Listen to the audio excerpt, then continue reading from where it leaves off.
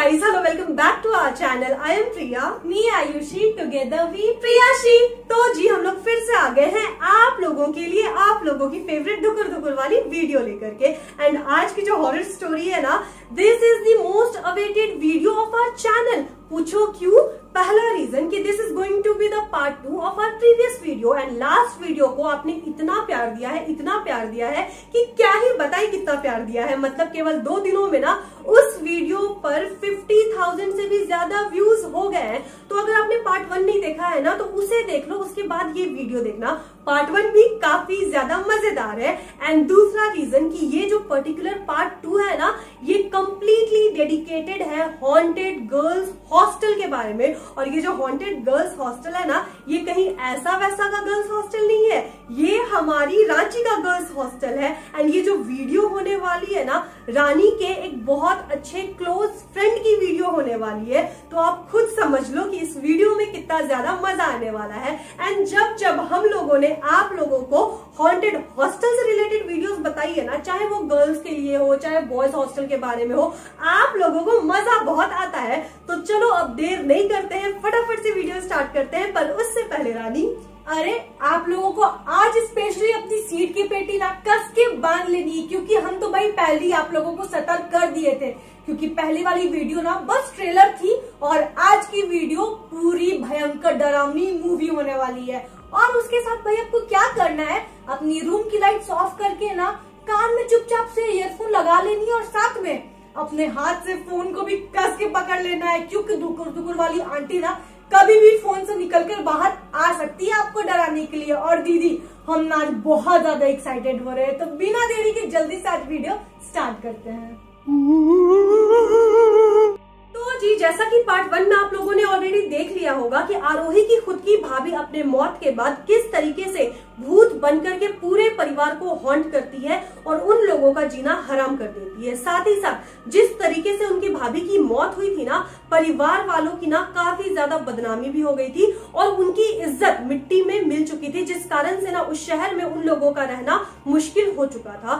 Last में थक हार के परिवार वालों ने क्या फैसला किया ना कि वो लोग उस शहर को छोड़ देंगे और फिर रांची में आकर के शिफ्ट हो जाएंगे। वो लोग उसी तरीके से रांची में आकर के शिफ्ट भी हो जाते हैं। लेकिन जैसा कि रांची आने के बाद भी उनके घर में प्रेस का और पुलिस का आना जाना लगा रहता था, जिस कारण से आरोही के मम्मी और पापा ने ये डिसाइड किया कि वो लोग अपनी दोनों बेटियों को, आरोही को और उनकी बड़ी बहन को, गर्ल्स हॉस्टल में डाल देंगे ताकि उनकी पढ़ाई अफेक्ट नहीं हो। और रांची आने के 2-3 दिन के बाद ही वो लोग अपर बाजार में एक बढ़िया सा गर्ल्स हॉस्टल देखते हैं, जो कि अभी नया ही बना था। उसे बने हुए ज्यादा समय नहीं हुआ था और उसका जो इंटीरियर था ना, वो भी काफी ज्यादा अच्छा था, फैसिलिटीज भी काफी ज्यादा अच्छी थी। और अच्छे से सारी चीजों को देख कर उनके गार्जियन उनको गर्ल्स हॉस्टल में डाल देते हैं। तो जो गर्ल्स हॉस्टल था ना, उसका ढांचा कुछ इस प्रकार था। सबसे पहले तो ना उस पर 4 फ्लोर्स थे और आरोही और उसकी दीदी को सबसे ऊपर वाला फ्लोर भी मिला था।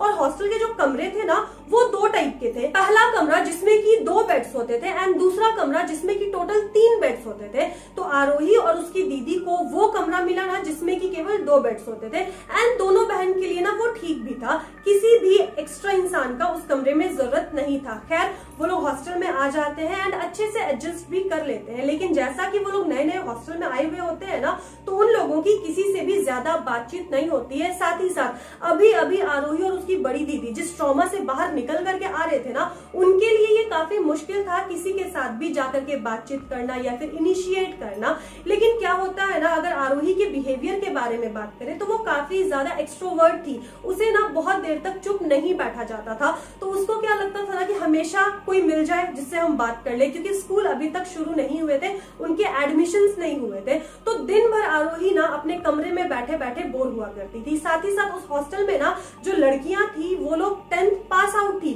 जितनी भी लड़कियां वहां पर रहती थी ना, कोई 11th की थी, कोई 12th की थी, कोई कॉलेजेस जाती थी, कोई तो जॉब भी करती थी। तो आरोही के एज ग्रुप की वहां पर कोई भी लड़की नहीं थी। तो आरोही ना एक दिन ऐसे ही अपने कॉरिडोर में खड़ी थी 4th फ्लोर पर। तब तक वो क्या नोटिस करती है ना कि उसके कॉरिडोर में टोटल टोटल 5 कमरे थे। तो आरोही का जो कमरा था वो फर्स्ट कमरा था, मतलब कि इधर कॉर्नर में, और जो सबसे ज्यादा लास्ट वाला कमरा था ना, मतलब कि जो 5वां कमरा था, उसमें से एक दीदी निकलती है। और वो जो दीदी थी ना, चलो उसका नाम हम लोग रख देते हैं यशिका दी, वो ना काफी ज्यादा अट्रैक्टिव लगी आरोही को पहले ही नजर में। और आरोही को मन हुआ ना कि जा करके वो यशिका दी से बात कर ले। फिर आरोही क्या सोचती है ना कि नहीं नहीं, ऐसे अचानक से जा करके ना किसी स्ट्रेंजर को टोक देना सही बात नहीं है। लेकिन एक चीज तो है, आरोही बताती है ना कि यशिका दी इतनी ज्यादा अट्रैक्टिव थी ना कि चाह कर भी ना कोई उनसे ध्यान नहीं हटा सकता था। उस दिन के बाद से डेली सिचुएशन ऐसा बन जाता था कि ना चाहते हुए भी आरोही और यशिका दिन में 4 से 5 बार टकराते थे। ऑल्दो यशिका जॉब भी करती थी, बट पता नहीं कैसे जब यशिका आती थी तब आरोही उसके सामने आ जाती थी। और एक दिन मौका देख करके आरोही यशिका को हाय बोलती है और एक छोटा सा कॉम्प्लीमेंट भी देती है, ये बोल के कि यशिका दी आप ना बहुत ही ज्यादा सुंदर हो। रिप्लाई में यशिका केवल उसको थैंक यू बोलती है और वहां से चलते बनती है। यशिका का ऐसा बिहेवियर देख करके आरोही को फील होता है ना कि यशिका उससे बात करने में इंटरेस्टेड नहीं है और वो कॉन्वर्सेशन को आगे नहीं ले जाना चाहती है। और उस दिन के बाद से ना आरोही यशिका को नोटिस करने लगती है और यशिका के बिहेवियर की छोटी छोटी बातों को नोटिस करती है। वो आपको रानी बताएगी। अब धीरे धीरे आरोही पता है क्या नोटिस करना स्टार्ट कर देती है कि पूरे हॉस्टल में केवल आरोही को ही यशिका दी इग्नोर नहीं करती थी, बल्कि यशिका दी को ना किसी भी लड़की से बात करना बिल्कुल भी पसंद नहीं था। वो हॉस्टल में बस अपने काम से मतलब रखा करती थी और साथ ही साथ वो बहुत ही शांत रहा करती थी, किसी से भी बात नहीं करती थी। और पूरे हॉस्टल में ना यशिका दी की मात्र एक बेस्ट फ्रेंड थी जिससे ही वो थोड़ा बहुत बात किया करती थी। वैसे देखा जाए ना तो यशिका दी 2 लड़कियों के साथ रूम अपना शेयर किया करती थी, जिसमें से उनकी एक बेस्ट फ्रेंड थी और साथ ही साथ एक रूममेट थी जिससे भी ना यशिका दी बस थोड़ा बहुत बात करती थी। पर अभी भी ना आरोही को बहुत मन था कि काश उसकी ना यशिका दी के साथ फ्रेंडशिप हो जाए। अभी भी आरोही को ना यशिका दी से कॉन्वर्सेशन स्टार्ट करने का मौका नहीं मिल पा रहा था। और ऐसे ही करते करते ना 1-2 हफ्ते बीत जाते हैं। उसके बाद अचानक से एक रात क्या होता है ना, आरोही अपना डिनर करके ना अपना खाना डाइजेस्ट करने के लिए कॉरिडोर में टहल रही थी। पर कुछ ही देर में वो क्या देखती है ना कि यशिका दी ना टेंशन से ना किसी से फोन पे बात करते हुए अपने रूम से निकल के कॉरिडोर का एक कोना पकड़ ली है और किसी से बात किए जा रही है और सिसक के रोए जा रही है। पहले तो आरोही उनको जाके ना थोड़ा सा नोटिस करती है, लेकिन यहाँ पर टोकती नहीं है। फिर अचानक से आरोही यशिका दी को पता है क्या करते हुए देखती है कि यशिका दी ने ना गुस्से से ना अपना फोन पटक दिया और वहीं पर बैठ के वो फूट के रोने लगी। अब यहाँ पर ना आरोही को बर्दाश्त नहीं होता है, वो तुरंत से यशिका दी के पास जाती है और उनसे पूछने लगती है कि यशिका दी सब चीज ठीक तो है ना, कोई टेंशन की बात तो नहीं है ना। अब पता नहीं यहाँ पर ना यशिका दी के अंदर नहीं पता कितने दिन का दर्द और दुख भरा होगा। वो ना आरोही को गले लगा लेती है और पहले तो फूट के रोती है। और यहाँ पर आरोही उनको पानी पिला के शांत करके पूछती है कि दीदी अगर कोई भी प्रॉब्लम है तो आप मेरे से शेयर कर सकते हो, आपके ना हम एक छोटी बहन जैसी है। इसके बाद अब यहाँ पर ना यशिका दी ना धीरे धीरे सारे राज खोलने लगती है। उसको सुन के आरोही ना पूरी तरह से शॉक्ड हो जाती है। सबसे पहले यशिका दी ने बताया कि कैसे उनकी फैमिली उनको टॉर्चर कर रही है, जिसके कारण अब यशिका दी ना बहुत ज्यादा मेंटली डिस्टर्ब होते जा रही है। यशिका दी ना एक स्कूल में काम किया करती थी और ना उनको बहुत कम ही सैलरी मिला करती थी, जिसके कारण उनके फैमिली ना उनको बहुत ज्यादा टॉर्चर करती थी और उनसे सारे पैसे हड़पा करती थी। और यहीं पर बात खत्म नहीं होती है। इसके साथ ही साथ यशिका दी का ना एक बॉयफ्रेंड भी था जो कि उनको बहुत ज्यादा टॉर्चर करता था और बहुत ज्यादा वो पॉसेसिव था। अगर यशिका दी ना उनका फोन भी रिसीव नहीं करती थी ना तो मानो वो ऐसा रिएक्ट करता था ना कि उनकी जान ले लेगा। और यही नहीं, यशिका दी का बॉयफ्रेंड ना उनको धमकी भरे मैसेजेस करता था और उन्हें मारता पीटता, जिसके कारण ना अब यशिका दी को लगता था ना कि भाई मेरे को ना इस जीवन से मुक्ति मिल जाए तभी सब लोग शांत हो पाएंगे। पर यहाँ पर ना ये सारी चीजें सुन के ना आरोही बहुत ज्यादा इमोशनल हो जाती है और वो यशिका दी को ना बहुत अच्छे से समझाती है और खासकर आरोही अपना लाइफ भी बताती है कि कैसे हम भी अभी कुछ टाइम पहले ना मेंटली डिस्टर्ब चल रहे थे पर हम अपने आप को संभाल लिए, इसलिए आप भी अपने आप को संभाल लो।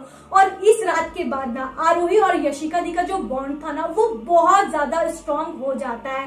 पर कहानी तो भिड़ू अब स्टार्ट होती है। अब क्या होता है दीदी? अब इसके बाद ना आरोही और यशिका दी एक दूसरे के काफी ज्यादा क्लोज आ जाते हैं, मतलब बिल्कुल सगी बहनों की तरह। और मोस्ट ऑफ द टाइम ना वो दोनों एक दूसरे के साथ ही बिताया करते थे, मतलब डिनर भी साथ किया करते थे, लंच भी साथ किया करते थे। अच्छा, यहाँ पर ना हमें आप लोगों को एक चीज बतानी है कि आरोही की जो बड़ी दीदी थी ना उस वक्त सीएस की तैयारी किया करती थी, तो मोस्ट ऑफ द टाइम वो सेल्फ स्टडी को दिया करती थी और बाकी बचे खुचे टाइम में वो अपने ट्यूशंस किया करती थी। तो उनके पास ज्यादा टाइम नहीं होता था आरोही के साथ स्पेंड करने के लिए और आरोही की बातें सुनने के लिए। एंड आरोही नए नए स्कूल में गई थी, मतलब कि क्लास 11th में, एंड नया नया स्कूल, नए नए दोस्त, नया नया माहौल आरोही के पास करने के लिए ना बहुत सारी बातें हुआ करती थी। एंड आरोही वो सारी चीजें यशिका दी के साथ शेयर करती थी। लेकिन यहाँ पर आरोही ने हमें बताया ना कि जब भी वो यशिका दी के साथ बातें किया करती थी मोस्ट ऑफ द टाइम तो चीजें नॉर्मल होती थी, लेकिन कभी कभी ना बहुत वियर्ड चीजें होती थी। जैसे फॉर एग्जाम्पल बात करते करते अचानक से आरोही क्या नोटिस करती थी ना कि यशिका दी का जो चेहरा है ना वो बिल्कुल अजीब सा हो गया है, मतलब आप कह सकते हो कि वो बुढ़ी दिखने लगती थी, उनके चेहरे पर रिंकल्स आ जाते थे। और जब ध्यान से आरोही देखती थी ना तो यशिका दी बहुत ज्यादा डरावनी लगती थी। और ये जो असर था ना 4 से 5 सेकंड तक रहता था, उसके बाद यशिका दी बिल्कुल नॉर्मल हो जाती थी। यशिका दी की जो आंखें थी ना बिल्कुल पीली हो जाती थी, लगता था मानो उनको कितना ज्यादा जॉन्डिस हो गया है। उनके आंखों में जो नसें होती है ना वो क्लियर दिखाई देती थी, मतलब ओवरऑल बहुत ज्यादा डरावनी दिखती थी। पर ना आरोही ने यशिका दी से इस बारे में कभी कुछ नहीं बोला। अच्छा, इसके अलावा ना और भी वियर्ड चीजें होती थी। जैसे यशिका दी और आरोही बात कर रही थी ना तो कभी कभी ऐसा फील होता था ना कि यशिका दी के शरीर से ना काफी ज्यादा जोर की बदबू आई, और वो बदबू भी ना केवल 4 से 5 सेकंड तक ही लास्ट करती थी। और आरोही बोलती भी थी कि दीदी आपको कुछ स्मेल आया क्या? तो यशिका दी बोलती थी कि नहीं, कौन सा स्मेल, मेरे को तो कोई स्मेल नहीं आ रहा है। एंड आरोही इतने ज्यादा कॉन्फिडेंस से इसीलिए बोल रही थी कि वो स्मेल यशिका दी से ही आती थी ना, क्योंकि जहां पर यशिका दी थी स्मेल वहीं से आती थी, आजू बाजू कहीं से स्मेल नहीं आती थी। एंड इतना ही नहीं, कभी कभी जब यशिका दी बात करती थी ना तो उनका जो माउथ का ओडर था ना वो भी बहुत ज्यादा भयंकर था, मतलब कि घिन आ जाता था, कोई वोमिट कर दे इस टाइप का फील होता था। और आरोही बताती है कि ऐसा जनरली नहीं होता था, यशिका दी ना हाइजीन पर काफी ज्यादा ध्यान देती थी और most of the time 90% of the time उनके बॉडी से स्मेल नहीं आती थी और उनके मुंह से भी स्मेल नहीं आती थी। और जब मुंह से स्मेल आती थी ना तो वो स्मेल भी 4 से 5 सेकंड तक ही लास्ट करता था, मतलब वो बोली मुंह से स्मेल आया, उसके बाद जब वो बोलती थी तो स्मेल नहीं आता था। मतलब ये बहुत वियर्ड चीजें होती थी।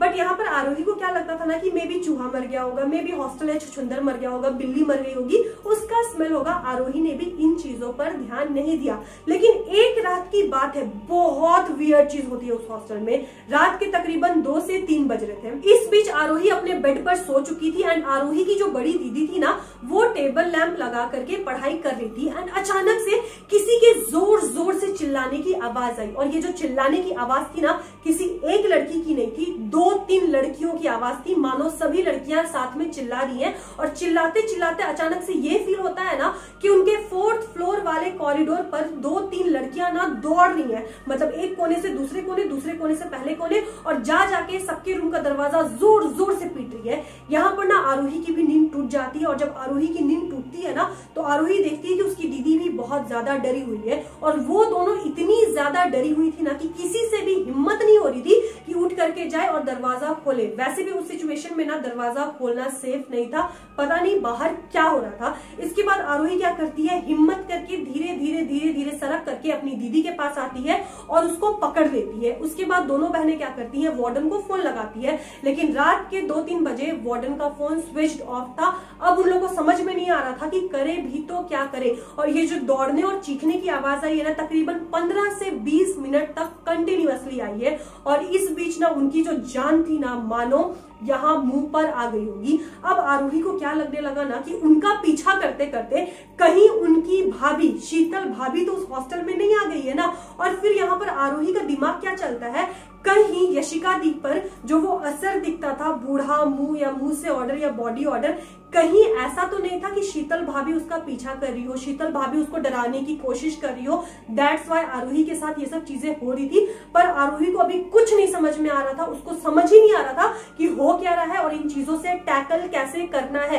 तब तक क्या होता है, 15 से 20 मिनट के बाद वार्डन आती है, उनका दरवाजा जोर जोर से खटखटाती है और शांति भी हो गई रहती है। और वार्डन उनको बोलती है कि डरो मत, रूम से बाहर निकलो, सब कुछ ठीक है। इसके बाद आरोही और उसकी बड़ी दीदी रूम से बाहर निकलते हैं। जैसे ही वो लोग रूम से बाहर निकलते हैं ना, वो लोग क्या देखते हैं कि 4th फ्लोर पर सबसे कोने वाले कमरे में, जो कि यशिका दी का कमरा था, कमरे के बाहर बहुत ज्यादा भीड़ थी। अब ये भीड़ देख करके ना आरोही का जो दिल था ना वो थम सा गया था। आरोही बस ये सोच रही थी कि यशिका दी ठीक हो, उनके साथ कुछ गलत ना हुआ हो। यहाँ पर 2 सेकंड के लिए आरोही को ये भी लगा कि कहीं यशिका दी का बॉयफ्रेंड आ करके हंगामा तो नहीं किया है, या यशिका दी के साथ कुछ गलत हरकत तो नहीं किया है। आरोही दौड़ करके कमरे के पास जाती है। जब आरोही दौड़ करके कमरे के पास जाती है ना, तो वो क्या देखती है, यशिका दी कमरे के एक कोने में बैठी हुई है। पर यशिका दी का जो बैठने का पोस्चर था ना वो बहुत ज्यादा वियर्ड था। मतलब यशिका दी का जो फेस था वो वॉल के साइड था, वो दीवार में ऐसे फेस चिपका करके बैठ के ऐसे हिल रही थी, और साथ ही साथ उनका जो पीठ था ना वो मेन दरवाजे के सामने था। एंड इसके आगे यशिका दी का जो बिहेवियर था, जैसे वो एक्ट कर रही थी, वो आपको रानी करके दिखाएगी।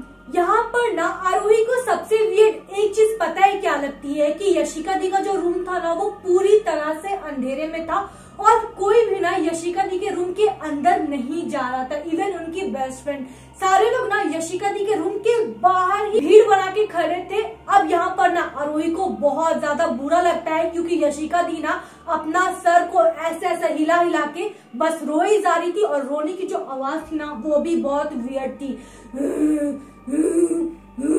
और यहाँ पर ना आरोही बिना कुछ सोचे ना सीधे यशिका दी के रूम में घुस जाती है और उनको आवाज देती है कि यशिका दी क्या हुआ। अब यहाँ पर जैसे ही आरोही यशिका दी बोलती है ना, यशिका दी तुरंत से मुड़ जाती है। और उस रूम में जैसे हम बताए कि अंधेरा था, आरोही को ना यशिका दी का मुंह नहीं दिखता, क्योंकि यशिका दी का ना फेस के ऊपर सारा बाल था, और वो ना बच्चों की तरह क्राउल करके आई और आरोही को कस के पकड़ लिया। अभी भी आरोही को कस के पकड़ के ना वो रोई जा रही थी। और ना ऐसा लग रहा था ना कि आरोही को ना यशिका दी बहुत ही जोर से जकड़े जा रही है। और तब तक आरोही को क्या फील होता है ना कि यशिका दी उसके गले पे ना दांत गड़ा रही है। अब यहाँ पर आरोही को कुछ समझ में नहीं आता है, वो अपने आप को अभी बचाने की कोशिश ही करती है, पर तुरंत से आरोही की दीदी और कुछ लड़कियां ना आरोही को रूम से झट से बाहर निकाल लेती है। अब यहाँ पर सबसे पहले वार्डन क्या करती है ना कि डॉक्टर को बुलाती है, पर यशिका दी अपने रूम से निकल ही नहीं रही थी,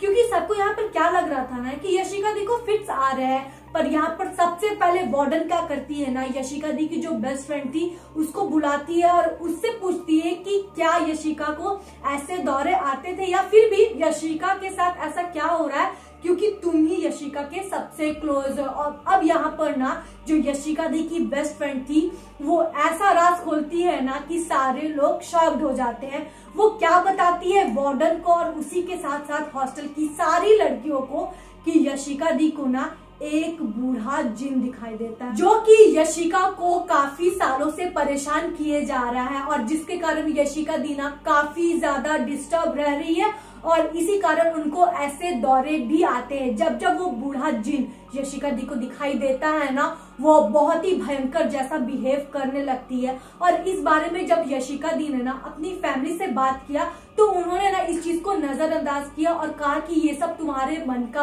वहम है। अब ये चीज सुन के ना सारे लोग शॉक्ड हो जाते हैं, और किसी का भी हिम्मत नहीं करता है ना कि उस रूम में जाए और यशिका दी से बात करे। यहाँ पर उनकी बेस्ट फ्रेंड ये भी बताती है ना कि वो जो बूढ़ा जिन था ना, उसके उपाय के लिए यशिका दी काफी ज्यादा तांत्रिक या फिर टोने टोटके वाले के पास भी जाती है कि जैसे भी उन्हें ना इस बूढ़े जिन से छुटकारा मिल जाए। क्योंकि वो जो बूढ़ा जिन था ना वो महीने 2 महीने में एक बार यशिका दी के शरीर पर आता था, और बेसिकली वो यशिका दी को सामने से दिखता भी था और दिख करके उन्हें सेड्यूस करता था। और वो जब उसके करीब आता था ना तो आप समझ सकते हो कि उनके बॉडी के साथ गंदे वे में क्या करने की कोशिश करता होगा, क्योंकि जो बुरे जिन होते हैं ना ये सब भी काम करते हैं। मेरे तो बोलते हुए भी ना जुबान लड़खड़ा जा रहे हैं। खैर, यहाँ पर सबने बोला कि जब तुम्हें ये सब चीज पता थी तो तुमने हमें पहले क्यों नहीं बताया।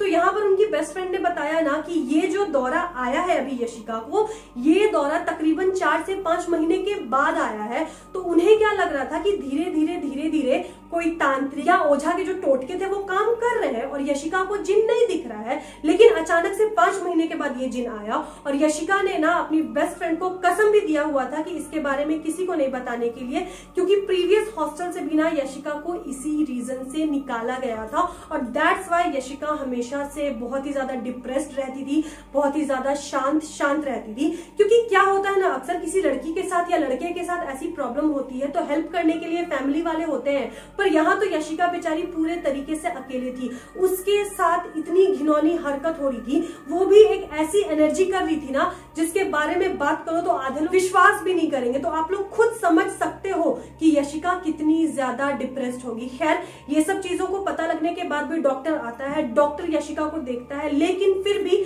यशिका पर कंट्रोल नहीं कर पाता है और उसके बाद वार्डन जो होती है ना, यशिका के पेरेंट्स को कॉल करती है और यशिका को उसी रूम में बंद कर देती है, क्योंकि तकरीबन 3 से 4 घंटे बीत चुके थे। यशिका के हालत में कोई भी सुधार नहीं आ रहा था। उसके पेरेंट्स आने के बाद ना एक राज और खुल जाता है। जैसे ही उनके पेरेंट्स गाड़ी लगाते हैं ना और गाड़ी से निकलते हैं तो सारी लड़कियां पता है क्या देखती है कि यशिका दी भी उस गाड़ी से निकल रही है और ये चीज देख के ना सारे लोग और डर जाते हैं कि अभी तो हमने यशिका दी को रूम में लॉक किया है, तो ये कौन निकल रहा है। पर पता है वो लड़की कौन होती है? एक्चुअल में वो लड़की ना यशिका दी की अपनी जुड़वा बहन होती है। यहाँ पर कोई डरने वाली बात नहीं थी, पर जैसे ही सारे लोग ऊपर आ जाते हैं ना तो उस हॉस्टल की वार्डन अब बोलने लगती है कि आप अपनी बेटी को यहाँ से ले जाइए। पर यशिका दी के जो भी पेरेंट्स थे ना, वो वार्डन पे और हॉस्टल की सारी लड़कियों पे दबाव बनाने लगते हैं कि आप लोग ऐसा मेरी बेटी के साथ कैसे कर सकते हैं और इस पे ऐसा झूठा इल्जाम कैसे लगा सकते हैं कि इस पे भूत आता है। मतलब आज के डेट पे आप लोग इन सारे अंधविश्वासों पे कैसे विश्वास कर सकते हैं। फिर लास्ट में ना वो लोग क्या कंक्लूजन पे निकलते हैं कि हम हॉस्टल की एक एक लड़की से पूछेंगे, अगर वो लोग यशिका दी को नहीं रखना चाहेगी तो हम चुपचाप से अपनी बेटी को यहाँ से ले जाएंगे। इसके बाद ना हॉस्टल की एक एक लड़की से पूछा जाता है कि क्या तुम यशिका दी को इस हॉस्टल में रखना चाहती हो। पर यहाँ पर सारे लोग ना बोलते हैं कि नहीं, आप यशिका दी को अपने साथ ले जाइए। और जब लास्टली आरोही से पूछा जाता है ना तो बेचारी का मन नहीं कर रहा था कि वो यशिका दी के मम्मी पापा से ये बोले कि यशिका दी को यहाँ से ले जाए, क्योंकि आरोही को पता था कि उसके पेरेंट्स कितने बुरे हैं। पर यहाँ पर आरोही की जो बड़ी दीदी थी ना, वो साइड से आरोही को ना चूटी काट लेती है और हाथ दबा के बोलती है कि ना बोल यशिका दी को यहाँ से ले जाना है। तब यहाँ पर ना मजबूरन आरोही बोलती है कि नहीं, यशिका दी को आप यहाँ से ले जाइए। फिर यशिका दी को वहाँ से उसके पेरेंट्स ले जाते हैं। और आपको एक और बात बताएं क्या, जब ये वोटिंग सिस्टम चल रहा था ना, तब तक यशिका दी होश में आ चुकी थी एंड वो भी सबके साथ वहां हॉल में मौजूद थी। और जब आरोही ने ना कहा ना, तब यशिका दी के फेशियल एक्सप्रेशन से पता चल रहा था ना कि उन्हें कितना ज्यादा बुरा लगा और वो बस आरोही को देख ही रही थी और उन्होंने कुछ नहीं कहा। इसके बाद यशिका दी अपने सामान के साथ अपने पेरेंट्स के साथ उस जगह से चली जाती है और उसके बाद ना उनका नंबर भी चेंज हो जाता है। आरोही ने बाद में उनसे कांटेक्ट करने की कोशिश की, पर आज तक इस चीज को तकरीबन 6 से 7 साल हो चुके हैं ना, यशिका दी के साथ आरोही का कोई कांटेक्ट नहीं हो पाया। इनफैक्ट किसी को भी नहीं पता है कि आज यशिका दी कहाँ है, किस हालत में है और ये जो उनके साथ जो भी मुसीबत थी उस चीज से यशिका दी बाहर आ भी पाई या फिर नहीं आ पाई। तो जी यही थी रांची के हॉन्टेड हॉस्टल की कहानी। एंड हमें पता है कि आपके मन में क्वेश्चन होगा कि फिर शीतल भाभी का क्या हुआ, उनकी आत्मा को शांति मिली या नहीं मिली। तो आप लोगों को बता दें कि over the period of time Sheetal भाभी के लिए भी बहुत सारे पूजा पाठ हुए एंड फिर उनकी आत्मा को भी दबा दिया गया है। और जो आरोही के भैया है ना, उन्होंने अभी तक दूसरी शादी नहीं की। अभी भी वो ना शीतल भाभी की याद में ना डिप्रेशन में है और अभी बहुत ज्यादा नशे में घुस चुके हैं। और साथ ही साथ आपको एक बात बताए, अभी भी आरोही के जो भैया है ना, शीतल भाभी की एक एक साड़ी और एक एक चूड़ी सिंदूर बिंदी को इतने अच्छे से सजा के रखे हैं ना कि पूछो मत। तो दोस्तों आज की वीडियो बस यहीं तक थी। आप कमेंट करके जरूर बताना कि आपको ये स्टोरी कैसी लगी और पसंद आई तो इस वीडियो को प्लीज लाइक कर देना। और अगर आप हमारे चैनल पे नए हो और हमारा फेस पहली बार देख रहे हो तो मेक श्योर कि आप हमारे चैनल को सब्सक्राइब कर देना, ठीक है। मिलते हैं अपने नेक्स्ट वीडियो में, तब तक के लिए बाय।